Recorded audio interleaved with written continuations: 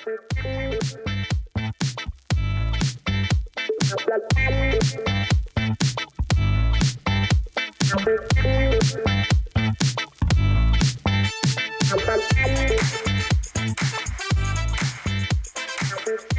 and welcome to this brand new episode of Real Arsenal Talk with your hosts Larry and Stevie. And tonight we've got a very special guest from the Don't Gas podcast. It's Buckstar.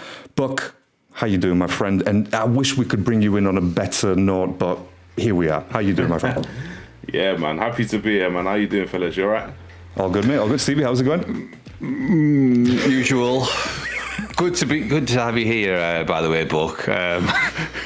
It's a pleasure, to be fair, because I've seen you, I've heard you, and you sound like someone really famous. Let's hope you bring that to us tonight. I don't know about that, man. So definitely no pressure. I'm sure we're going to be doing a lot of moaning tonight. I'm pretty sure. No. This is not allowed. This is why the podcast exists, boys. You know, Real Arsenal Talk to do the moaning. And ends. Yeah, because no one else does the moaning. Everyone's seems to be praising for no reason. But look, boys. Obviously, we were off the back of the Bournemouth match. We're a day removed. So how are we feeling, Buck? I'll come to you first. What's your initial reactions from yesterday to now? Like, have you calmed a little bit? Well, yeah, I've been getting a load of stick today, I can tell you that much. Like, even today, Man City, we didn't even play today. Man City played. I'll see Tottenham lose today, and still, I'm just getting it on the group chats and whatnot. But I'm still like, look, at the end of the day, I'm disappointed. I expect us to beat Bournemouth. I know, we've had a lot of football and they haven't had a lot of football. They're on a good run and all this, but we should be beating them at home, in my opinion. So the fact we didn't is disappointing, but we're still top. We've still got a bit of a cushion. And my thing is this. I'm not looking at anyone to do us any favours. We got a game at the Etihad and we need to be going into that game to get something out of it. We do that and we could be in a good position. So absolutely, I haven't lost all hope yet. I mean, that's good, but Stevie, I'm going to come to you right now because I need you to just vent the frustration right now, and then we can move on with the podcast. Please. Well, yeah. Okay, so frustration obviously springs to mind straight away, and I think you sensed it in my texts and things like that it was the most important game, and I felt it was the most important game that we've had in the last 20 odd years, and I stand by that because the psychology of the game, and especially with the fragility of our team over the last sort of few years, with the big gap, it was such an important imperative game that we couldn't. I mean, a draw wouldn't have been a bad result in the grand scheme of things, but to lose it and the manner of which we lost it was just like, it didn't bear to sort of belief, basically. But we were too casual. He's all thought about that. Casual, we lacked any belief or any urgency. It was just such a deflating performance that it was just, I don't know, it was like the Groundhog Day, wasn't it? The film The Groundhog Day. It was like, it felt like we were just watching that same sort of scene over and over again, where it was like, we've got the opportunity to win the league here, and they just didn't turn up, and it seems to be the theme of it all the time, and it's so frustrating. But yeah, move on, get the negative out of the way if you want. But it is Bournemouth. I mean, last season they did the same to us, really, and it was the similar sort of time of the season, and ever since then, I mean, look, at this point of the season last year, we were out of the run anyway. Liverpool clearly were going to win that. But it was, again, it's a team like Bournemouth and Iraola, and I think he's a very good coach, by the way. I really rate him. I don't know, obviously, how much more experience he'll have in comparison to Arteta, but you could tell that he watched that Man City game, the Southampton matches. He watched them and he applied the same strategy, and it worked, and it worked yet again. And it's very easy to do that against Arsenal, especially when we've got goalkeepers and whatnot coming out of not making great passes. Then we've got centre backs who are clearly trying to cut through three midfielders, and you've got our defensive midfielder who doesn't know where the ball is. It's very easy to do that. And look, let's get the excuses out the way. The pitch was dry, and everyone was tired. Okay, so we get those out the way right now, and we don't have to talk about them. So yeah, but again, it was funny when Gyökeres said that at the the end the pitch was dry or whatever. It's like, dude, that is literally your pitch. You cannot talk shit about that pitch, all right? If it was at Bournemouth, well, two teams have got to play on it. It doesn't matter. Exactly. They had to play on it, and they did all right. And that was the away team. So yeah, look. Like I said, get those excuses out of the way, because personally, I don't. Obviously, it was clearly a joke. I don't find those as any reasonable justifications on why we lost. Yes, Bournemouth obviously had a bit more time than us to prepare for this match, and they were clearly well rested. And even the way that they played, they were so relaxed. Do you know what I mean? They didn't have to push us, they didn't have to pressure us, because we actually did that job for them, really. Do you know what I mean? Yes, we may have had control of the ball, like in the grand scheme of things or the grand scheme of the match, but what did we do with that? Which is exactly where we get frustrated, or why we get frustrated, you know? But look, what we like to do is we'd like to look at the lineup and just to see if, in hindsight, if there's any differences that could have potentially been made, or even, like, again, I'll come to you, Buck, is from looking at the lineup itself, is there any changes that you would have made with the players available? I'm not talking about obviously the injured players. 100%. Walk me through it. Walk me through it. Okay, I understand, and I'm going to say this first. I understand why Eza didn't start. I understand why Hincapie didn't start. I understand that they've just come back from injury, and maybe you didn't want to risk putting them on from the beginning. I get that. What I don't get is Ben White starting. He's had what, 2 or 3 bad games in a row now. He looks shot, I'll be honest. He looks like we've seen the best years of Ben White. I don't think we're going to see them again.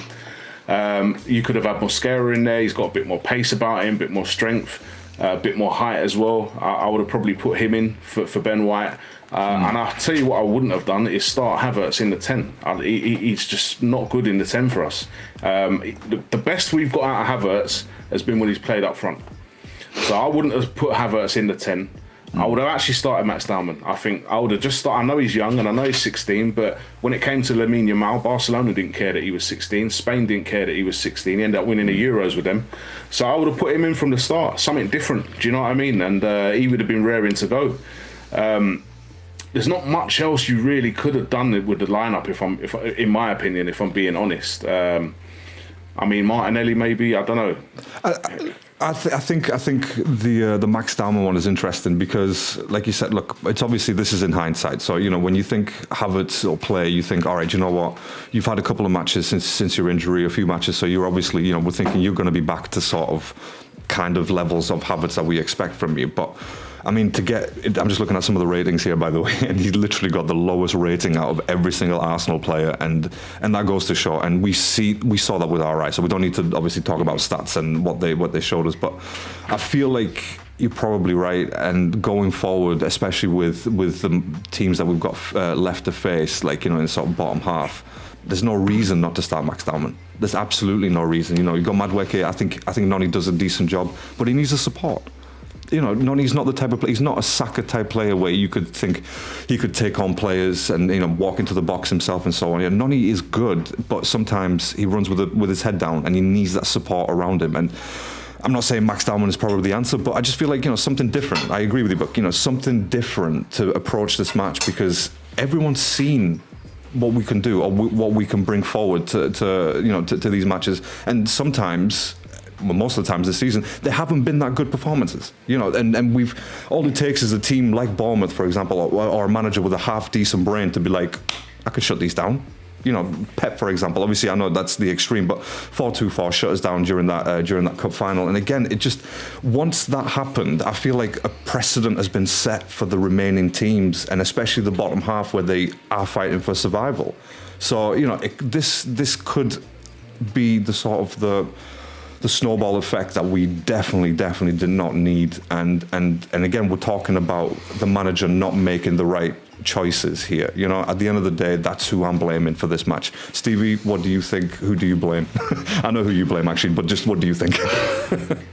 I'm in a total agreement. Like how all our shirts sort of say, we're all sort of in agreement. And I think I agree with Buck really on the lineup. I don't think there's much you could do, to be fair. Possibly Mosquera, yeah. I can see why he went with Ben White, just for experience as such.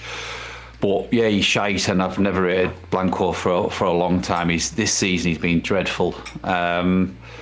Martinelli, I think we've always said it. I mean, I think with Arteta, he gets the setup and the team selection wrong every game, and he gets away with it most of the time. But for me, I just thought Martinelli would have been better used as a super sub. It was probably perfect for Trossard this sort of game because Martinelli was so ineffective in the first half. Well, the whole game, to be fair, but. I think you're right with Havertz. I think he shouldn't have been there, but where would you play him? Who else have we got? Do you know what I mean? It's a needs must for Arteta. I think he basically just plays who he kind of thinks is going to do him the right sort of job at the time. But yeah, I don't know. We like something different. Like it's like say he brings on the same players. Should he have brought them all on at the same time, or should he have staggered it? I think he should have done it gradually as opposed to 3 all at once, because it's like then it changes the whole team and like they kind of don't know what they're doing. It looks like he's panicking when he does that. It is. It's ridiculous. You know, put Jesus on the left or on the right. Just mix it up. Yeah, something different. Him and Jokeros on together, and you know, just do a completely different formation. Put 4 up front, like Man City do. Or you know, it just seems to be the same. And this is the inexperience we talk about. You know, week in week out with Arteta. So. His lineup, maybe 1 or 2, but the rest sort of do pick themselves. Yeah. You know, in Capierre, he's saving him. He's probably saving Eze for this big showdown next week. But you play your best team for the team that you're playing on that day. I think you can't pick and choose and wait. But yeah, I think with the Man City, obviously it goes without saying, if we do end up beating Man City, then the Bournemouth match will probably just ironically we could actually go there next week and beat them. As stupid as our team are and the season has been, we could go there, no pressure on us. The pressure's on them. They have to win. Nothing else other than a win. They probably are capable of it and beating us 5-0, but who knows? It's so fucking obviously bizarre. We'll look at the Man City match right just before we end the podcast and just get some feelings on it. But look, obviously, you know, we started the match. Even from the start of it, it just didn't seem like a comfortable start. Very, very sort of, again, lack of urgency springs to mind, and pretty much in most of these sort of matches. But 17th minute, Krupi finds himself at the back post from a Saliba deflection. What could have been anything that could have been done there realistically? Like, you know, was Saliba maybe a yard behind, or was it was on the left, Lewis Skelly, was he sort of caught sleeping? You know, it felt like a sort of goal where it's like, oh, for God's sake, Arsenal, no, this is, you know what I mean? It wasn't a well worked goal, because I can live with that. I can live with like, all right, they were better. They clearly, you know, cut through our defence, but to get a goal like that from a deflection. What could have been, like, is there anything that could have been done? You know, if you were the manager from that sort of point, could you think, right, what is my 2 best central defenders? What are they doing right now? Because you know what I mean? Because Saliba obviously got the deflection, then Gabriel. Was it a mistake from Zubimendi? Didn't he go to pass it to Ben White, I think? It was Zubimendi. Yeah, Zubimendi passed it, Ben White, but went out, and then they got a throw in, and they scored from the throw in. Yeah. You know, Lewis Skelly, yes, I don't rate him personally. You know, he's okay, but he's far too ineffective in his positional sense. He's not bad going forward. He's quite strong, but he gets caught out for his pace as well at the back. It does, yeah. And obviously he's not the tallest of players. And I think he was just ball watching, and he didn't see obviously him behind him. Got a deflection off. I think it was Saliba, I believe. Yeah, got the Saliba. Yeah. Just daft errors all the time. Buck, what do you make of Zubimendi from this match? Like, you know, considering how he started the season and how good he's been for us, like what did you see from him this match, or didn't? I mean, everyone can have a bad match. Do you know what I mean? Everyone can have a bad match. What we can't have is everyone having a bad match at the same time, which is what it looked like when we played Bournemouth. But yeah, it was just, it's hard to pin it on him. It was a bad pass, but there were a lot of bad passes in that game. It's like we couldn't get our game going properly. There was no purpose in the passes. We had a lot of the ball, it was a lot of sideways and backwards, and do you know what I mean? There was no real purpose behind it. So I don't want to pin everything on him. To be honest, the first goal, because it was such a massive deflection, it's hard to really put it on anyone's head. You could say Lewis Skelly maybe falling asleep a little bit, but let's not forget he's not a fullback. He's a midfielder who's been asked to play fullback, and this is the mistake we've made in the summer in not going and getting a proper left back. Yeah, a absolutely. proper left back. Because if you think Nkapie, centre back, Calafiori, centre back, Yeah. Skelly, midfielder. So we actually don't have A proper- left back on our books. We don't have one. We didn't need Norgard. No. We could have just put Skelly in the midfield and bought a left back. And I feel like 100%. now this is where every single person who plays at left back will end up getting exposed at some point, and they all have. Yeah. And you could maybe say that against Bournemouth with Skelly, but yeah, I don't know. I don't want to. I was almost like, when I saw that goal, I was like, okay, massive deflection. Fair enough. Fair play to Bournemouth. You scored. Right, we got to reset and go again here. And that was kind of my mentality after that goal. You know. Yeah, I think. Yeah, obviously you're right. Look, it's a deflection at the end of the day. I just feel like the sort of the play leading to the goal again just felt a bit on the sloppy side, and obviously even for the second goal, it's. I know you're saying with Zubamendi, he can have a bad game, but there's been a few bad games from Zubamendi, especially in the recent past, from the turn of the year. And I'm not saying from January till now he's been bad. I'm not saying that, but there has been a drop-off in quality from him, and obviously not just him, but because he was so effective for us and he was so reliable in that role in front of the defenders, it just feels like, oh, okay, well, he's not playing well. Is that the reason why we're not capable of actually sort of defending properly? Like, it just seems like all of a sudden we forgot how to defend. You know what I mean? Both of our centre backs, even when Mosquera plays, for example, it just feels like they don't know how to link up play with each other anymore, and that could have something to do with the fact that, like I said, Zubamendi hasn't been the best version of himself.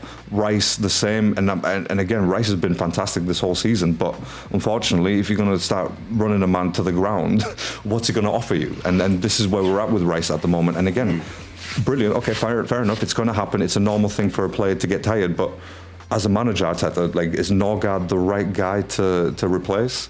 We've got no one else to replace Rice. And I'm not saying go out there buy another 105 million player. No, but you need someone decent enough to at least do part of Rice's job. Not all of it, because Rice is all over the pitch.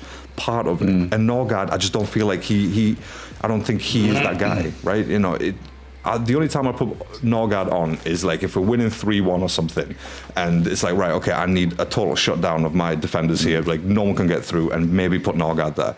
But apart from that, creativity. I mean, Zubamendi at the very least, he can turn and drive the ball forward.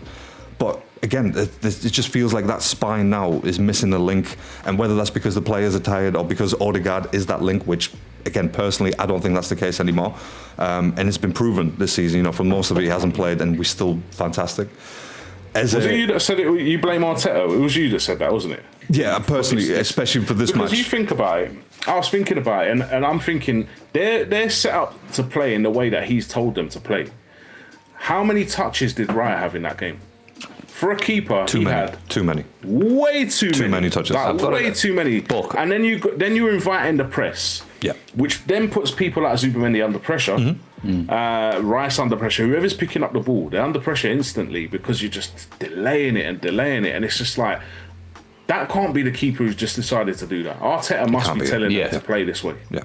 And for me, he's getting that all wrong. I agree. He's completely. Listen, I've got a stat for you there, just to go back on to what you said. I don't think it's the defence that was the issue yesterday. I think it was the midfield, and I think these stats really sort of worry you. Declan Rice had 50 touches yesterday, right? Guess who had 49? Zubamendi. David Raya. I was about to say. Fuck me, right? Listen, Yeah, that's crazy. but we lost possession. This as a team going for the Champions League and the Premiership, right? Rice had Rice gave away the ball 17 times and Zubamendi 12. Now, that to me says the team as a whole, especially midfield, are not competing. If your midfield's like doing that, you ain't got a chance in win any game, regardless of whether it's against Bournemouth, Wolves, and look what happened against Wolves. But anyway, we won't go there. So I don't think it was a defence, was it? It was the midfield, and our midfield at this moment in time was like non-existent yesterday, and them stats to me are worrying. I think with Raya, I mean, we were just passing it back to him. We were dwelling on the ball, and it just invites pressure, exactly like what happened in the cup final. Holding on to the ball, giving it back to Raya. we're in their half most of the time, and then passing it back instead of going forward and driving, and it's so frustrating. But them stats to me is like, yeah, Arteta is to blame because he's drilling that into the players. Because realistically, the players are good enough to probably go forward and cause problems, especially at home, which we have done, against Bayern and Villa and Leeds, etc., etc. But he must be now. I think we've said it before in the past, Larry, haven't we? Before, where it's the fear of losing now, and he's instilling that into the players. It's like, can't give the ball away. If you're unsure, go backwards, go sideways, go back to the keeper, and you think, wow, it's just too deflating. intense. He's too intense. Yeah, and that feeds out onto the pitch as well. Yeah, agreed. And I think usually, though, like in all fairness, usually both of our centre backs are quite good with the ball at their feet. But I think with Gabriel, which again I will have to say this by the way, but because you probably haven't heard it, but Stevie said this at the beginning of the season, and he said that Gabriel is going to be the reason why we don't win the league. And I laughed at him. I did. I laughed at him. I was like, I don't know what you're talking about, mate. He's one of the best defenders. But now I can see exactly what Stevie's saying. It's small. I don't agree with that. No, the thing is though, it's again, look, there's no, obviously we're not going to put all the blame on Gabriel. That's not what we're saying. But it's little things like the passes back, for example. I think who did we play against that? He literally passed it to. It was Bournemouth, wasn't it? It was against Bournemouth. The first match. Bournemouth, yeah. It was the first match, wasn't it, against Bournemouth? And again, it's stuff like that. And even yesterday, it's like, okay, you don't need to pass to Raya, right? Okay, you're a footballer with a brain. He played a ball into midfield yesterday. It was intercepted, and that's when they got their winner, didn't they? Yeah, and I mean, I know it's not, I'm not blaming Gabriel for us having a total collapse, but it's little things, and I think technically he hasn't got a right foot, and I think technically with his left foot it's not that great. Don't get me wrong, he's a monster defender. You put his head where you would put your foot. Absolutely. But technically he's not the greatest. So that's and there's been about 3 or 4 instances throughout the season where his errors have led to a goal and us not getting the 3 points. I think Sunderland, was one of them. Was it his fault? Was it Reyes? I don't know, but them 2 buffoons to me kind of cost us the 3 points against Sunderland. But no, it's just an observation, of technically gifted players. And I watched a lot of defenders, and I think, they would be half decent at Arsenal. They've got half a decent technique on them. They've got a decent left foot. They've got a decent right foot. When they're in trouble, they can play it. I don't know. I watched obviously Saka as well. We might talk about them in the future, but something about Gabriel. He unnerves me. Him and Raya together, giving me fucking, and especially with David Raya, obviously, doing that sort of. He had a really poor game by his standards, by the way, yesterday. Really poor. I was just calling him one of the top 4 keepers in the world, and then he goes and does that. Yeah. Do you know what I mean? It's like, but I'm the other way. I'm more like, I feel like Gabriel's had a better season than Saliba. Yeah. I've been looking at Saliba, and he's had so many under par performances. I agree. And then I look at Gabriel, because I know what you're saying in terms of where we might lose something in a certain game. But let's not forget, Gabriel has helped to put us in this position. He's one of the key people that has all the. Yes, he's goal scorer in Newcastle and Tottenham and things like that. Yeah, I understand that. The amount of times he saved us at the other end. That people forget about. And I feel he's done more to put us in this position than he's done to kind of lose us being in this position. Of course, Buck, and I think it just goes down to the way that obviously that Arteta wants the team to play, and because Gabriel is such a good player, he is integral to that beginning phase of the attack, from defence, and I think this is what Stevie was trying to get at. It's like, because of how integral he is. When he's making mistakes on top of other players making mistakes, it just seems a little bit more. It's like, damn, but you're the guy that we can rely on. Do you know what I mean? Which, again, I know it's definitely unfair to just to be like that for Gabriel. But you're right. I think this season he's had a much better season. Another observation I made with Gabriel, he is too emotional as well.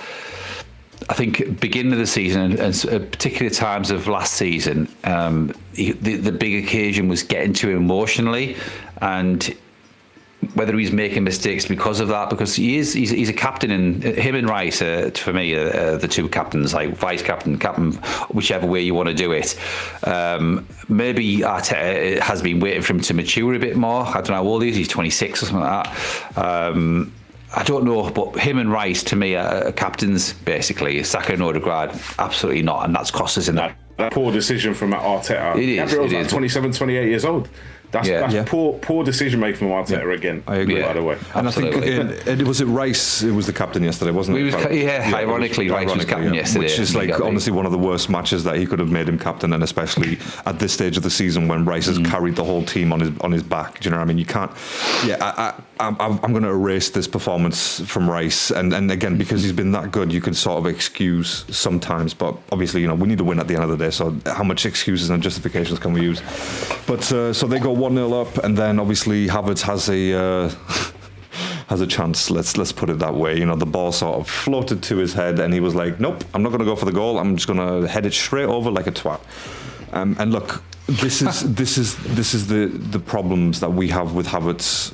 Sometimes I rate him. I always have done. I really like him, and again, when he's on form, he's very, very good. But I don't want to find Havertz in those positions, right? This is where I want Gyökeres to be. Where is Gyökeres? Why is he coming in from the left or right? Like, why is he not central?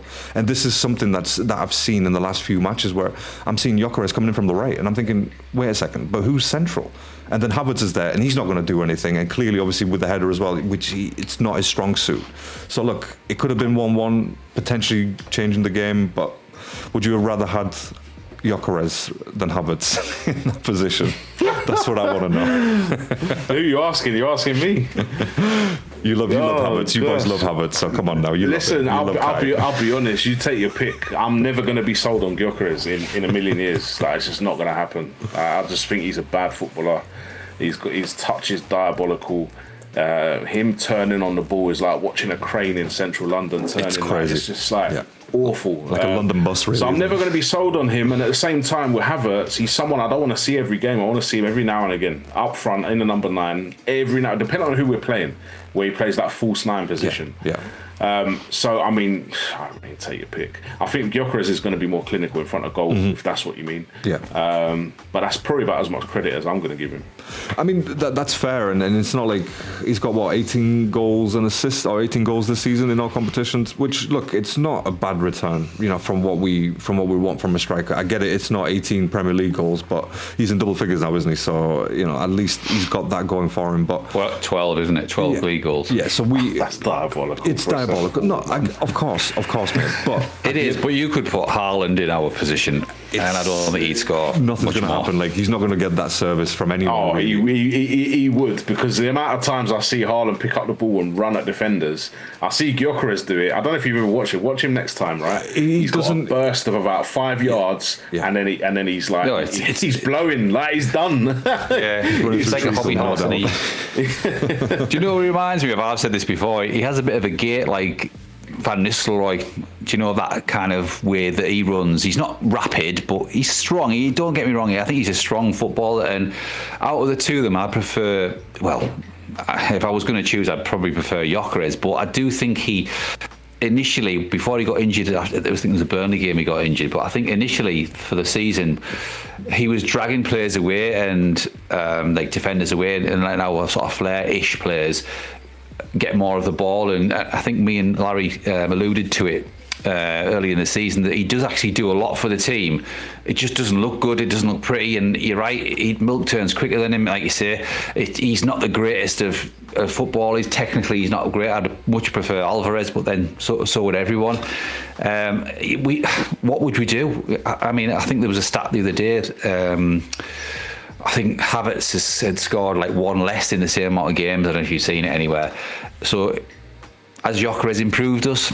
I don't know. It's just another number, because obviously Havertz was injured, wasn't he, for the majority of this season? Anyway, he's missed quite a lot of games. So we're still top of the league, and yeah, we haven't got the prolific goal scorer that we are and kind of all have loved to have seen, like Andre. But needing for many years. By the way, yeah, but it's not like it's not. I don't think it's Gyökeres' fault. He's proven that he can bang them in for club and country, with obviously Sporting, but. Personally, I think I was going to say with Sporting, as everyone, obviously we all know, like, we're not going to compare competitions. And again, even that Luis Suarez, who's playing for Sporting now, he just literally slotted directly into the Gyökeres position, and he's scoring the same amount of goals. So is it really Gyökeres who did that, or was it just the league that allowed him to do that? And as we've read before, most of his goals came from against bottom half opposition. Yep. So if you look at the systems that we've been playing, I mean, the last player to get 20 plus goals was Aubameyang. That was before Arteta got his fucking negative clause into the team. And, we were flying. We played great football. It was electric to watch. Wasn't as great as obviously the Wenger days. But once Arteta got the fear of losing into everyone's minds, the team had just collapsed as a flair team. And when the pressure's on, we're just unbelievably negative. At the beginning of the season, it's great, but the season's not won in September, October time, is it? Of course not. That's when there's no pressure. You come Christmas time when we're there or thereabouts, the negativity just switches straight in, and Arteta's like, right, lads, we're not losing this game. Pass it backwards.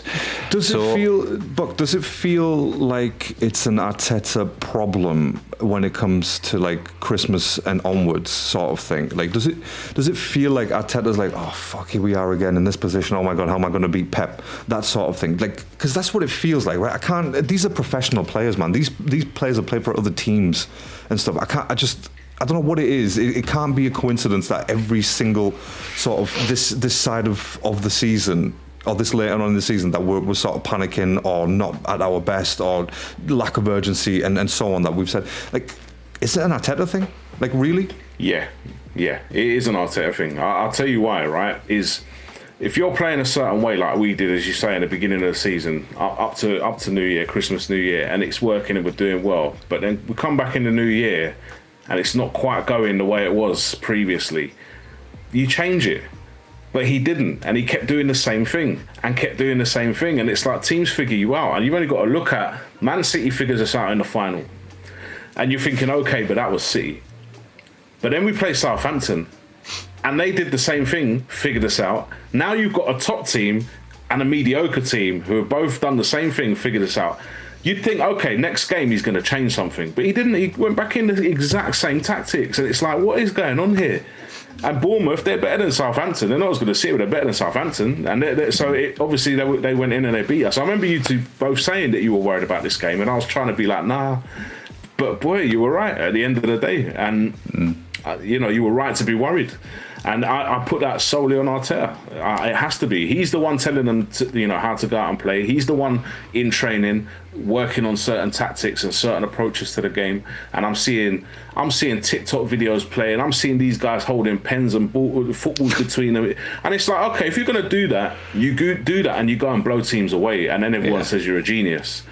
But you do that and lose like this, you look like an absolute clown. Well, that's how I see it. The door's been open to ridicule because of what Arteta does. I mean, what was it, last season before? It was like, oh, I pickpocketed my own players. It's like, okay, but if you win the season, if you win the league, great. But have you watched the Amazon thing book or not? Dog, man.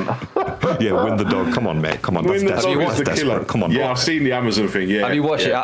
Larry, I won't watch it until we win the league because it's too cringy. I can't watch it. I've been told about it, and it's like absolutely no way because I'll hate him even more. So and look, and I can't do it. Yeah, wait. I'm not. Can't blame you, mate. Can't blame you. I mean, that's interesting though because. Look, we've always look, as I've said before in messages, I've supported Arteta. I backed him from the beginning. I was so excited, as most Arsenal fans were. Apart from Stevie, obviously, he's different. I don't know what he's doing. He's wearing white like Tottenham. Like, get the hell out of here. But come on, you Spurs. I backed him from the beginning, and honestly, there was nothing more I wanted to see than Arteta win us titles, right? Because it's like Arsenal legend come back, or former Arsenal player, if you don't want to call him a legend. He's learned under the best, and he's brought that to Arsenal. He's made us a formidable team, but unfortunately, it just hasn't gone that way at all. And limitations have 100% been reached from Arteta. Not this season, 2 seasons ago, right? And interestingly, what you said there, Buck, as well. It's like, okay, you're going to change the next match. Okay, you're going to change the next match. Okay, maybe next match. maybe the next one. Let's bring in different players. So we're all like, oh, great. So he's actually going to change it. No, he brought them players to do exactly the same freaking job. And we're like, why are those players getting injured in the same positions that they're getting injured beforehand? What's happening here? Because of the way that Arteta doesn't know how to play and how to adapt his team. And again, this has been the negativity for the past 3-4 seasons. The lack of change, and we can all see the change that's needed. We are screaming changes that are needed, right? When we need him to make changes first, as soon as the second half starts, he doesn't make them. He waits till the 65th minute. When we don't need him to make changes that early, he goes and makes 3 changes, and it's like, dude, you are screaming panic here. Right, you are screaming panic. No one can take you seriously, and exactly, you hit the nail on the head there, Buck, as well. It's like Man City beat us, top team, one of the best teams in the world. Then Southampton beat us, right? What? And then Bournemouth beat us. So you've had, like you said, you had the top, middle, and bottom sort of thing teams beat you and figure you out, right? Do we wait till the next match now, or what? Like, is that what we do now? Just wait till the next match. Change? Wait for the When's change. it going to change? It's becoming a bit like Wenger in this final throws of the dice, where he was so stubborn that everyone could see it apart from him. He probably could see it, he just didn't want to change, and it was the inevitable. But he sort of stayed around for maybe 3 or 4 years too long, in my opinion. And I think it's becoming like that with Arteta. It's the beginning of the end for me. I don't know about what you think. It's coming up, for me personally, I think it's coming up to the end. And look, obviously we don't want to hammer this point home, but if nothing is won this season, then there's absolutely no reason to carry on with Arteta. Like, I don't see it. I don't see it anymore. Like, patience and loyalty has gone out the window, because, to be in 4 competitions and to potentially come out with 0 from all, it's unforgivable. It's absolutely unforgivable. If it was only one competition this year that he didn't win, or we were in for and he didn't win, it's like, okay, yeah, fair enough, whatever. I can potentially see an extra season, right? But to be in 4, potentially win 2 of those, domestic or even European, whatever, to come out and potentially and win nothing, it's just unforgivable. And yeah, for me, the end started at the very latest last season. For other people, it started 2 seasons ago. Do you know what I mean? So yeah, I think limits have been reached with Arteta. And look, okay, here's another question for you boys then. From the players that he signed this season, who has, if any, made or improved us, since the summer, if any of them? But Buck, I'm going to just throw this question at you. Basically, I mean, I want to see your take on it. I've maybe mentioned this to Larry before. You've got Arteta and you've got the team, and he's trying to emulate Pep and City. Now, if you think about it, we are basically light years behind Pep and City with the players. We try to do a City job with average players. I don't think our players are really in the same league. Some of them are okay on the day, but I mean, City is dynamic and progressive. We're laborious and negative. Do you know what I'm saying? Like, we're trying to emulate City and Pep, but have we really got the right mentality from the manager and the players? Do you know what I mean? I mean, what are your thoughts on that? I think there's elements of it, definitely. But I also think he's almost like a bad version of Pep / Mourinho. It's like he's got both styles in there. Is it Poolman's Mourinho? Yeah, he's got both styles kind of mishmashed in there, but doesn't do either as well as either of those people. He does. You're right. You're right. You know Heinz 57. Yeah, definitely. Such a good and one, just honestly. what you were saying with Arteta a second ago, I mean, you can make excuses for people until there are no excuses left, and I don't see any excuses left now. That's it. If you don't win this season, he'll never win. He'll never win. It's literally there for. He's had a few occasions where he looked like making it slip, but okay, he's pulled it back again. But he looks like he's blowing this now. Yeah, it just looks like he's blowing this now. You know. I think if again nothing's won at the end of it, it would be bottling. By the way, I think this biggest season, bottle jobs ever. Yeah. If we don't win it this season, put it that way. absolutely. Yeah, we deserve that fully, to be honest. But yeah, just going back on that, on players that potentially improved us. Anyone from the summer that you could point your finger? Can we list them? Who have we got? We've got Kepa. Hincapié for me. So we've got Hincapié, we've got Kepa, we've got Zubamendi. Who else did we bring in this season? We brought Eze. Norgard and Kepa. Just put them on the side because they didn't do anything. We'll get rid of those, yeah. So we've got Eze, Zubamendi. Get rid of them, man. Eze, Zubamendi, Gyökeres. I'm going to say Eze does because otherwise we would have had Ødegaard to rely on for the whole season. You know, he was injured first of all, but even if he wasn't injured, I think Madueke's kind of give as a bit of a breather with. If it turns out, obviously, where your loyalties lie with the star boy. I think he's given us something different. I know we've got Max Dowman, but I don't think Arteta likes him. He's got this thing about playing. Obviously, looking at Nwaneri. You know, anyone that shows any sign of kind of promise, like Dowman, like Nwaneri, it's like, yeah, we'll ease you in. But like you said before about Lamine Yamal is amazing, don't get me wrong, he is a fantastic sort of player, he's at a different level, but you know, you've given him the chance, you've given Darwin his chance, keep playing him, he's electric, he's got something different, hasn't he? But Arteta won't. He'll keep with his trusty Martinelli and Trossard, which we know that they're not good enough now. They have gone past the sell-by date, but yeah. Can I just say off the back of that, right? See, the reason I know that Lamine Yamal is at a certain level, all right, we all know that. But if he didn't get played, we wouldn't know that. That's what I'm saying with Dowman. I'm not saying he's at that level, but we don't know that because he ain't playing. We can't even outright say he's not because he's not playing. I said to Larry on one of the pods when I first seen him, you hadn't seen him, Larry, had you? And I was raving about this kid, especially in pre-season. I said, look, this guy, he could be as good as, I think I likened him to Kaka. I don't know if you remember. I said, he has that same sort of gait, he goes past players, the way he takes players on. I said, I think he could be as good as Nwaneri and probably Saka. But like you say, Buck, we haven't seen enough of him. No. Yeah, I know he got injured when he was getting a couple of runs in the team. But yeah, I mean, what's to lose now? Play him every game. I mean, especially when I've got a theory about Madueke. Sorry, please, no. Go on. I've got a theory about Madueke. Just what you were saying earlier.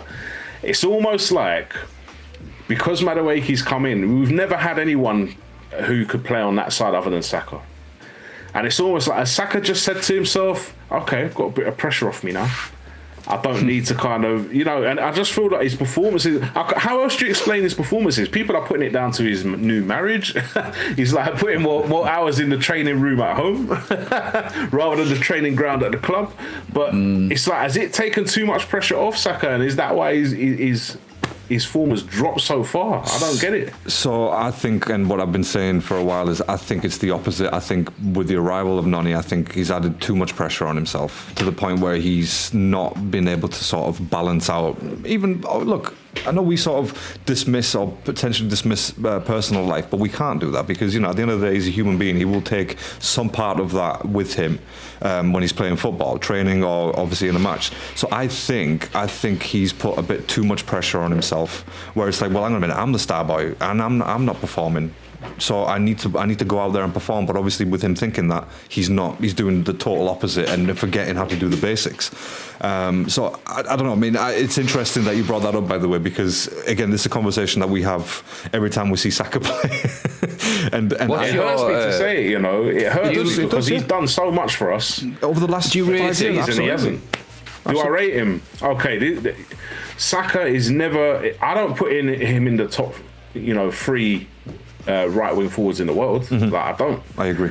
He's never going to be that skillful step over type player. He's not. But what he was consistent. It's like you knew what he was going to do. It's like Robin. You knew what he was going to do. He would do the same thing every time, but you just couldn't stop it. No. And we just haven't seen that this season for some reason. Yeah, I think I agree, and I think the consistency word is right. Now, obviously, you won't have watched any of our shows, but obviously, I'm not Saka's greatest of fans, as Larry will testify to. But I think these last few games has proved how much we've actually missed him. As I hate to say it, have we? Yeah, would anything have been any different? I don't think so. I honestly think we would have missed him. If he's been as consistent as what you obviously were alluding to before, when he was on his A game, I think we've missed him. And I think if he comes back I don't know if he's going to come back for next week, but I think if he does come back, he could make me eat my words because I've been his biggest kind of critic this season, and I don't think he's in the world class category whatsoever. Oh no, he's not. I don't want to hear that. No way. That's I don't know crazy. how anyone puts him in world class. No, you He's can't. not. You can't. In Yeah, fact, when I think world class, there's only 3 names that even come to mind for Arsenal, and I'm not even sure about all of them. And that's Raya, Gabriel, and Rice. And I'm not even sure about all of them. Yeah. Do you know what I mean? No one else. Nothing's really proven, right? There's nothing really proven from these players, so we can't. No one's world class till they've won anything, in my opinion. yeah. Especially like a World Cup, Champions League, or Premiership, and none of them have. So they're not world class, in my opinion. I Yet. mean, look at the players we used to call world class. Yeah. Henri. These guys are nowhere near it. Yeah. Nowhere near. I mean, even to go as far as like Alexis Sanchez, world class player, just unbelievable. And I want a player like he would that. have won the league by now. That's what I want. I want a player like Alexis Sanchez. Is that too much to ask for? In this team, a peak Giroud in this team. Kangaroo Giroud. That's a good shout as well. Look, I'm telling you, peak Giroud would have. I'm telling you now, would have been Giroud was so good in this side. he was brilliant. Honestly, He was one of I used to hate him as well, but yeah, he was great when he went to when he went to Chelsea. He was great. Most players, when they leave us, they become great. Do you know what I mean? And it's sad to say, really, because we've had it with Van Persie, we've had it with Fabregas, we've had it with freaking whoever. It doesn't matter anyway. Like, it's sad, really, when I think about it. But yeah, that's down to the managers that we have at the time. And Wenger, during that period, during his last 10 years, he had other worries. He had the stadium to pay for and all that stuff. So again, he neglected the team, and it showed. Kim Kallstrom, right? I need to remind you people that this guy was an actual signing. Like, can I remind you of this, please? And this is how dire the situation was during Wenger's last 10 years with us. He didn't know who to buy, and he wanted to plug gaps because we had good players leaving. But yeah, look, for me, someone like an Alexis Sanchez would be just unreal, and this is how I look at the PSG player Kvaratskhelia. It would be Alvarez could be the similar signing if we could get Alvarez. He would be the Alexis Sanchez, in my opinion. And that's fair, and I think obviously very good players to bring in. But look, I'll tell you what then. Do we even talk about the penalty? Do we even want to talk about the penalty? Is there even any point talking about the penalty? He brought us 1-1. Nah, did anyone have any hope really. at that point? It was a penalty. He scored the penalty. There we go. It was definitely a handball. Absolutely it was. But I mean, look, even after that, it would have been criminal if we'd gone on to win that match, performed the way that we did, by the way, and just to nick it from penalties, for example, right? It would have been criminal to Bournemouth. Obviously, I would have taken it. But even after that penalty was scored, I'll be honest, there was nothing in me that said, oh, here we go, this is the start now, right? I don't know if anyone else felt the same, but like when I watched that after the penalty, I was like, all right, nothing's changed. You might as well not have scored the penalty because the way that you're performing. And it feels like we score a goal and we become negative. And this is like a fundamental of football. It's like, I get it, but it's not a cup final. There's still so much time to play.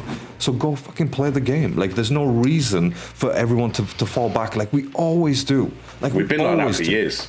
Been like that for years. Even before Arteta, we were like that. Yeah, that's what I'm saying. And I don't understand, what is it? Is it still something within our DNA that's left from Wenger or something? I don't know what it is, but it's something that, again, has hampered any progress to success. Do you think? I think we go back. Do you remember the start of the season before Christmas when you look at obviously some of the non-negotiables I think Arteta was instilling in the team was that I'll just read this out quickly. He said that with a major emphasis on effort and attitude, such as sprinting when the ball is lost, he expresses that he can accept losing, but not a lack of effort or high standards in training. So.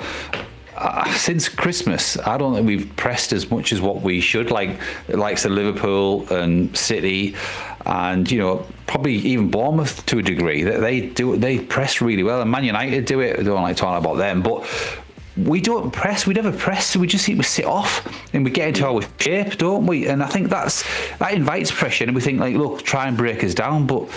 Teams have sussed us out, like you said, and I just think since Christmas onwards we've sat back. But before Christmas we had that high press and 100%. How City do it and how Liverpool do it. I don't know what's happened. I don't know whether that's just lack of belief or whether that's just the instructions from Arteta. I don't know what your thoughts are. I'm back from Cronky.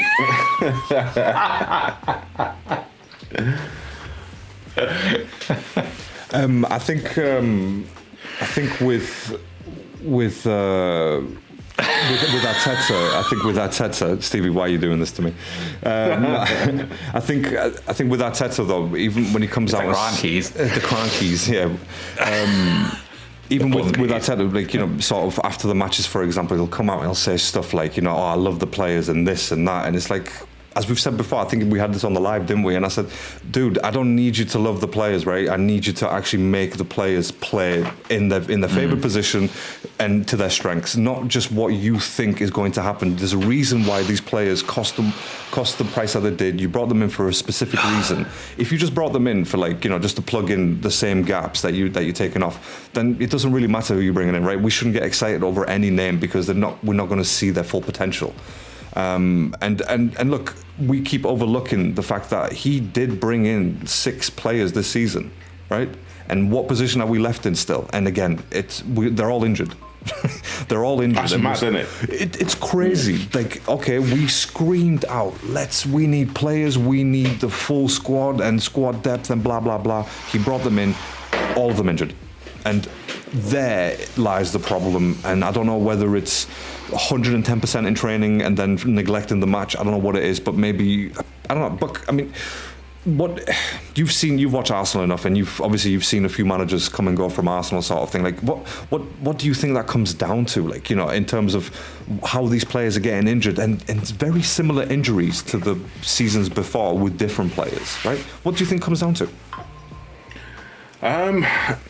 The niggly ones that you see, like, you know, we've had Calafiori out. Well, he's out at the moment, I think, isn't he? Hincapié with a hamstring, Saka with a hamstring. Oh, for me, I just feel like it's either the training sessions are too intense or they're being overplayed, because those are things you 100%. Can avoid. You know, what's the recovery like after games and stuff like that? These are things that you can avoid. The injuries like the Marino injuries and the Erdegaard injuries, okay, you can say, you know, this is something you can't really plan for. These are like big long-term injuries. Jesus was another one, you know. But yeah, and I've said this for a long time. I've said it, you know, again, this is a before Arteta thing. We always seem to get these type of injuries, and I don't know why. I don't get it. I don't get why it keeps happening, and, you know, what's happening in the background that we're not seeing. How have we got the biggest squad in Europe and got a bigger injury problem we had last season? That's mad to me, because you should have more players to rotate and stuff like this. Yeah. You know, I'm not saying, obviously more players have got more chance of getting injuries, but you've also got more chance to rotate players. And I think you said it earlier, Steve, it's about, he's not picking the right players for the right games, Arteta. He's not. And he's sticking with certain players, certain time. You're thinking, you could have actually rested him today. He didn't need to play. You know, and you know, again, this is an Arteta thing for me. It's an Arteta. I don't know what kind of advice he's getting behind the scenes, but yeah, that's how I thought.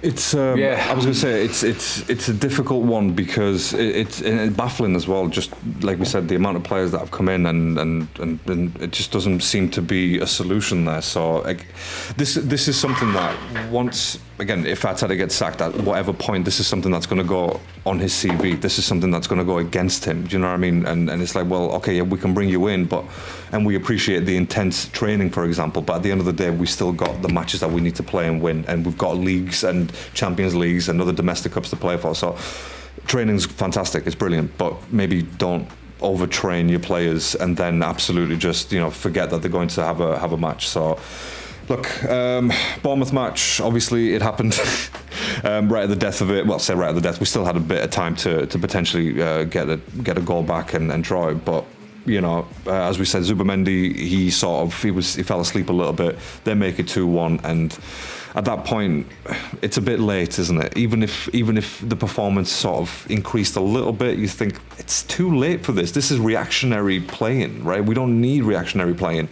You're at the top of the league, right? You're pretending that you're going to go play win the Champions League. You need to control this match in a totally better way than it has been. And again, panicking and throwing in 3 players whenever you don't need to, it's just screams the wrong message.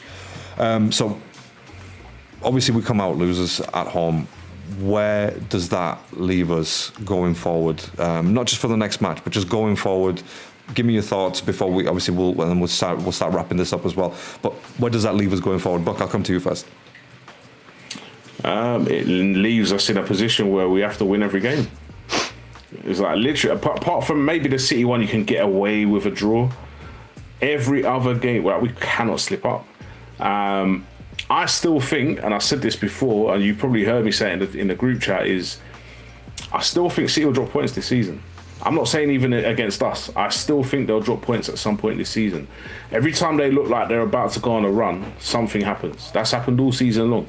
And all right, fair enough, they've got like Semenyo and Gahey now. They're looking a bit better. But I still think they've got some tricky games, and I still do think they'll drop points. So, but you know, we need to not worry about that. We need to think about us and our own games. Yeah. We cannot be slipping up in any of our games now. That's it. No margin for the margin for error is now dead. It's dead. I was going to say that's the worrying part, is that we don't have a safety net anymore, and this was it really. We won this match. If we'd won this match, then yeah, that's a safety net right there, and it would have been quite comfortable as well. And the City match wouldn't have had so much pressure on it. Steve, what do you think? Where does that leave us? I think that it could go either way. I personally think the way we're playing at the moment, I think we're done. I think the league's gone personally, because we're playing not good enough, and we haven't all season. And City are doing the City thing, and they're coming up behind us like they do. What was that term I used before? Can you remember? It was the Man City effect, I think it was. I wanted Man City effect, yeah. I wanted to get that branded or something. Wants to get that trademarked. Yeah, the Man City effect. But no, I do think that. I think we're done, personally.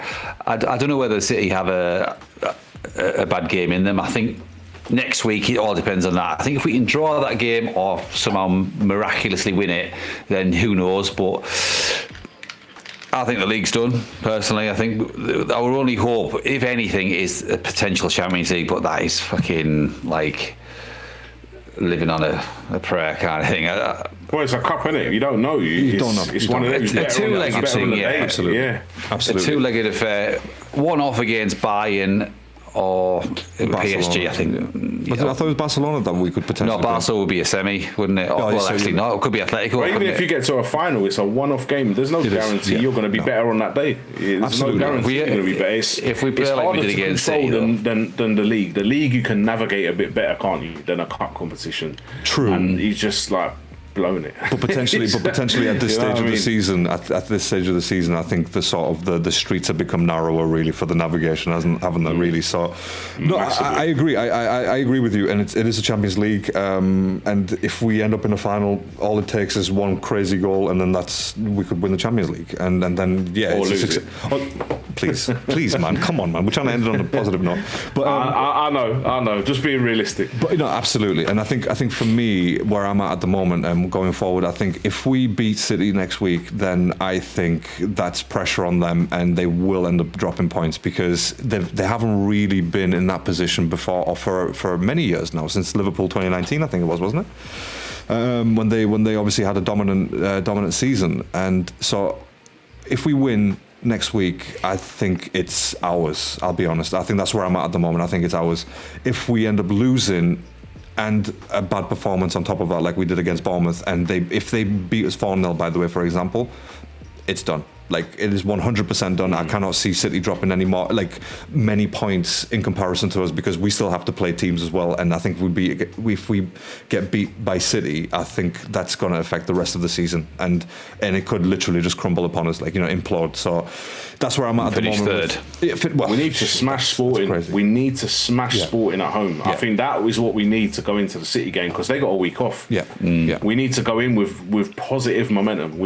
I don't want to see a 1-0. No, I want to see us smash Sporting off the park and go into the City game full of confidence. I think a 4-5-0 against Sporting would be the perfect sort of remedy right now. But look, obviously it is the Champions League. That is all to come. Just before we do bring it to a close, I want to get like your thoughts, obviously, on next week's match. But since the Champions League is coming up, what do we think? Are we thinking a win at home for Arsenal? I love the quietness. Why is everyone so quiet? What's going on? Hello, am I on? Listen, that's a win. It's a win. I don't see Sporting being the team that knocks us out after we already 1-0 up. Are Sporting better than Bournemouth? No. I don't know, actually. I don't know. I don't think they are. I don't know if they are. I don't think they are. That's fair. I'd be more worried if we had Bournemouth on Wednesday. I'll tell you now. Shit, yeah, absolutely. I see a win. I just want a big win. I'm going to predict a 3-0. Oh. I'm going to predict a 3-0. Very good. Steve, prediction for Champions League, and then we'll get to the weekend match. I think what I'm thinking, and I try and look at the future. I think we're going to finish second this season. Again, I think we're going to finish second, but I think we're progressing every year in the Champions League. And I think we made the semis last year. I think we're going to make the final this year, but get beat in the final. And everyone will look on that as though it's a progression, even though we finished second and we stayed top of the league.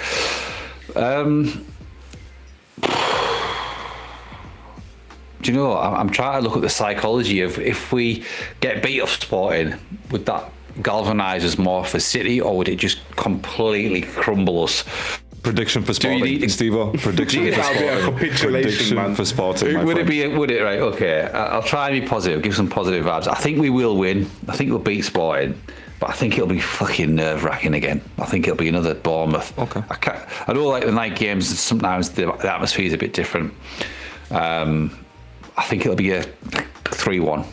3-1. Wow, 3-1. Very good. Yeah. Very good. I was going to go like a 2-0. And I think 2-0 and then we shut up shop, really. And it will probably get nervy by the end. So, yeah, Stevie, it's like I kind of agree with both of you in terms of I think it's going to be a decent win, like a convincing win. But it's going to get shaky right at the end where it's like, oh, fuck, really? Okay, that's my prediction on that one, all right? Okay, now, obviously, the weekend match, which is definitely the more important one. Like, let's face it, let's not make any mistakes about that. What are we thinking? Buck, give me a prediction. Let's not do lineups, by the way. We don't do predictive lineups because it's a bit meh, whatever, but score.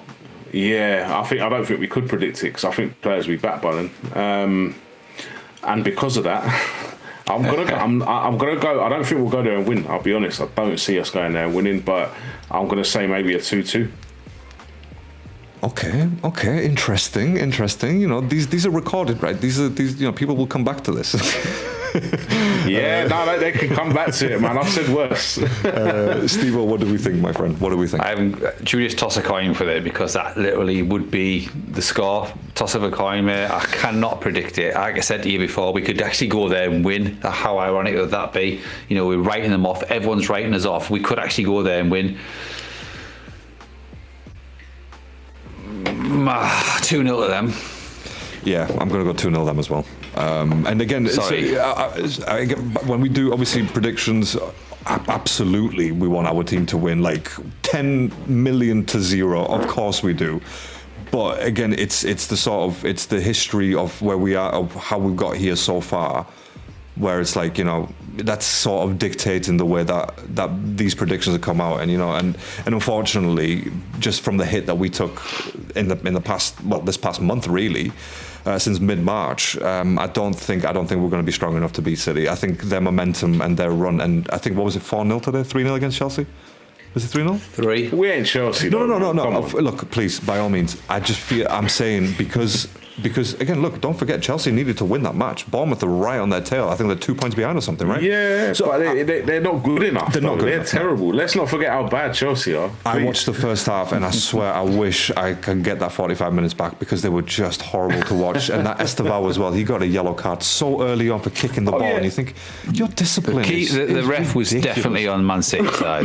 I'm not surprised. 100%. I'm not surprised. But can I just say on the record, and you can put this on record as well, I don't want to hear no one telling me about Caicedo being better than Rice. Number one, he don't play in the same position, but number two, he is not. He's not. And number two, I don't want to hear about Esteval either. Esteval's a good young talent, but would you take him over Dalman?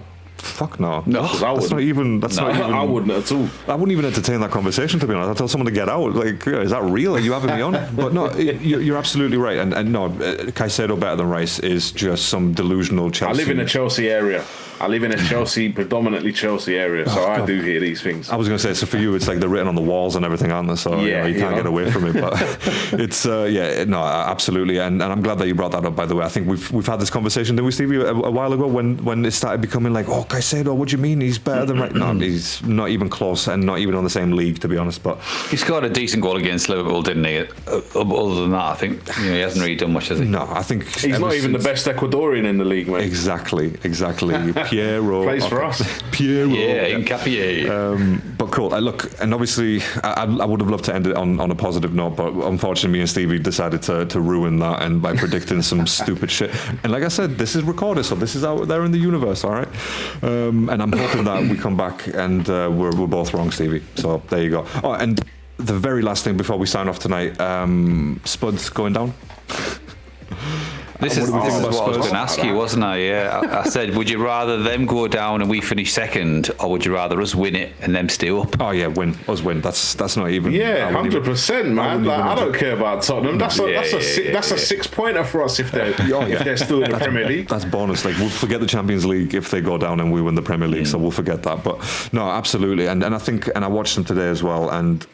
Look, De Zerbi, he made some changes in terms of how they play tactically, but they were just not good enough again. They had Kinski in goal, and it's like, what do you expect? Do you know what I mean? What do you expect from this guy when he let 2 Champions League goals the way that he did against Atletico? So, yeah. Do we think, by the way, like they will go down, or is there a slight hope? Who's the remaining fixtures? You know. Oh, I don't want to look at Tottenham. I don't want to search Tottenham on Flash Score. I'm going to say they're going down, man. I'm going to say Okay. And I can't see it, but I would love it if they went down. I love it, but I can't see it. I can't see it. They lost their captain to injury now as well. Yes. He was crying. Was it because he's out for the World Cup as well? Well, I don't know about the World Cup. You know, maybe it could be. Remember the conversation that we had on the live last week, Buck, about Romero's contract, and then all of a sudden he gets injured.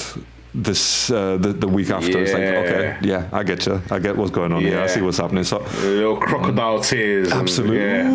Dad, please, another pause, please, Dad. Yeah, please, if you don't mind.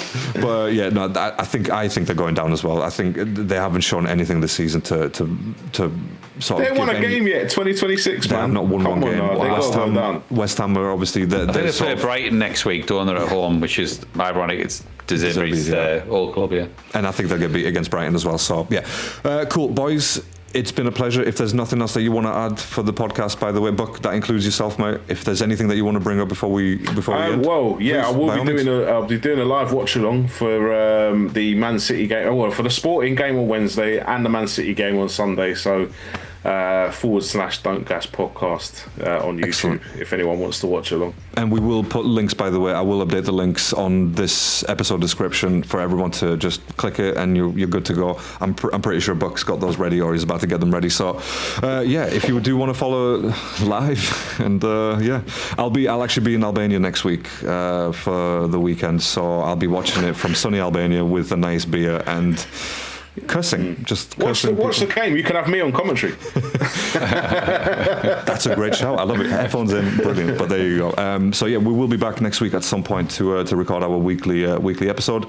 And Buck, you are more than welcome to join us again. By the way, if you do have some free time. But in the meantime, I'd love to, man. Excellent, brilliant. And it's been a pleasure having you on, my friend. And stay safe, stay alert. From me, Stevie, send us out, my friend. Au revoir. Oui, oui. Si, si. Arrivederci.